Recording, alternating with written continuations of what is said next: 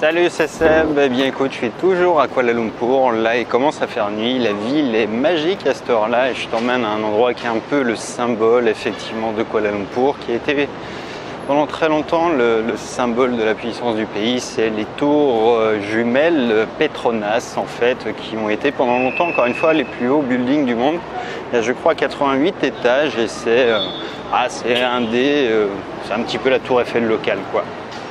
Ceci étant, c'est pas de ça dont je voulais te parler aujourd'hui, mais en réalité bien de la possibilité pour toi, et peut-être même que ça serait la première fois dans toute ta vie, que tu pourrais être à même de choisir ce que tu voudrais faire et de choisir en fait ce pourquoi tu es fait. Tu sais, il y a des gens comme les artistes, les chanteurs, les peintres, etc. qui ont un petit peu cette vocation, mais très longtemps, quand on est à l'école, en fait, on te met dans un parcours qui est un petit peu balisé, c'est-à-dire que tu n'as pas vraiment l'option de choisir ce que tu veux faire précisément. Tu es obligé de conjuguer un petit peu, voilà, quand tu fais un bac S, peut-être que toi tu t'intéresses juste à la biologie, que tu n'en as rien à carrer des maths et que voilà, il y a peut-être qu'une seule partie en fait qui serait vraiment intéressante pour toi. Et bien ce processus-là, ce parcours-là, c'est pas possible de le faire. Et souvent dans sa vie professionnelle, eh bien, c'est pareil. C'est pareil parce que tu as suivi des études, ces études elles t'ont emmené à un certain endroit, un certain type de poste, et ce type de poste, eh bien, il te donne des responsabilités, des choses à faire, des tâches bien précises. Par exemple, dans ton emploi actuel, peut-être que si voilà, tu es dans le domaine commercial, peut-être que tu es obligé d'aller visiter des clients et que tu as horreur de ça, ou à contrario, peut-être que tu adorerais le faire et qu'on t'en prive, et que tu es cantonné à des appels téléphoniques, etc. etc. Et c'est vrai que très souvent, et même quand on est chef d'entreprise, eh bien, on s'aperçoit que eh bien, si on n'a pas de délégué, si on n'est pas entouré, surtout quand on a une entreprise qui est un petit peu classique, je dirais, eh bien, tu es obligé, comme moi je l'étais pendant très longtemps, en fait, de faire avec les contraintes juridiques. Bien, par exemple, voilà, moi j'avais horreur de la comptabilité, il n'empêche que tu es obligé d'en faire et qu'on ne demande pas ton avis. Tu passes ta journée à faire des déclarations et même si tu es un comptable, il faut les signer, il faut les payer, faire des fiches de paye, il faut faire, etc. Tout un travail administratif en fait qui est particulièrement rébarbatif, enfin pour moi du moins il l'était.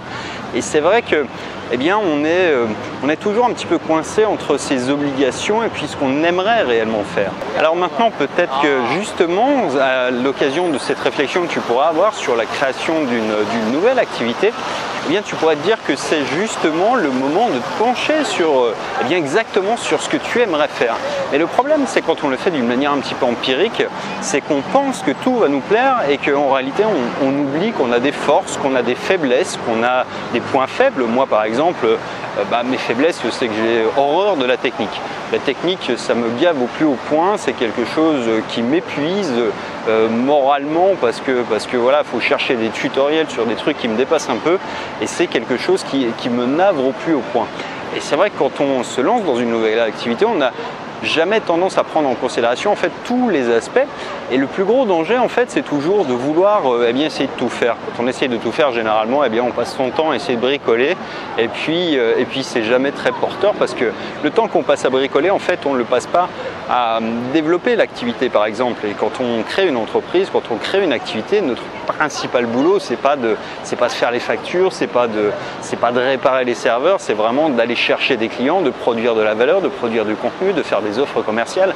Ça, c'est comme ça qu'on fait tourner une entreprise. Et pour bien déléguer, en réalité, eh bien, il faut savoir, il faut se connaître soi-même. C'est-à-dire, tu vois, il y a des différents profils. Moi, je suis quelqu'un qui adore commencer les choses, mais j'ai une sale habitude qui est d'avoir horreur de les terminer. Ça veut dire qu'en fait, j'ai un profil de starter et pas du tout de finisseur, entre guillemets. En réalité, voilà, c'est pas un défaut. C'est juste qu'on est, à un moment ou à un autre, obligé de faire avec son caractère, avec ce pourquoi on est le plus en accord avec soi-même, tout simplement. Et pour le savoir, eh bien, il n'y a pas beaucoup de solutions, hormis à faire un test. Et je vais te proposer justement de faire ce jeu-là, c'est-à-dire de découvrir vraiment tes forces, tes faiblesses, ce pourquoi tu es fait et vraiment ce sur quoi vraiment tu devrais te concentrer. Par exemple, si tu hésites entre, tu vois, peut-être faire des formations ou alors peut-être être freelance, eh bien peut-être qu'à la lecture de ce test, eh bien, tu vas découvrir qu'en réalité, ces deux activités-là, elles ne sont pas faites pour toi parce que tu as peut-être plus le profil de quelqu'un qui aimerait enseigner et du coup que de la formation physique, ça pourrait être possiblement quelque chose qui est plus pertinent. Bref, c'est un test qui est vraiment très très intéressant à faire, ne serait-ce que pour ces raisons-là, c'est-à-dire pour arriver à ne pas faire une erreur d'aiguillage au départ qui qui pourrait te faire perdre un temps précieux ensuite et puis surtout te faire voilà, un petit peu avancer à contre-pied dans un projet qui n'est pas forcément fait pour toi.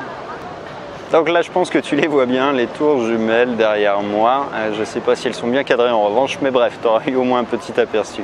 Toujours est-il que si ça t'intéresse, eh bien, je t'invite à cliquer sur le lien qui vient d'apparaître dans cette vidéo et tu vas voir que, eh bien, avec ce test qui vraiment est très riche d'enseignements, eh bien, tu vas être capable ensuite de déterminer ce pourquoi tu es fait en matière de projet professionnel. Tu vois, pour la seule fois dans ta vie peut-être où tu auras le choix vraiment de pouvoir choisir ce vers quoi tu vas t'orienter, pas comme à l'école parce que tu as un parcours qui est balisé, pas comme dans la vie professionnelle parce que ton diplôme il t'ouvre et il te ferme d'autres portes et parce que tes responsabilités, ton poste t'ouvre un certain nombre de champs du possible et pas plus. Et bien aujourd'hui en fait tu as la possibilité d'aller vraiment beaucoup plus loin et puis voilà, de définir vraiment ce pourquoi tu es fait, d'essayer de trouver ta vocation, là où tu es bon, là où tu es pas bon, et ainsi tu sauras exactement ce que tu dois faire ensuite, c'est-à-dire sous-traiter telle activité, ou alors peut-être même abandonner tel type de projet, parce que tu t'apercevras que c'est pas fait pour toi, tout simplement. Allez, je te dis à bientôt. Ciao.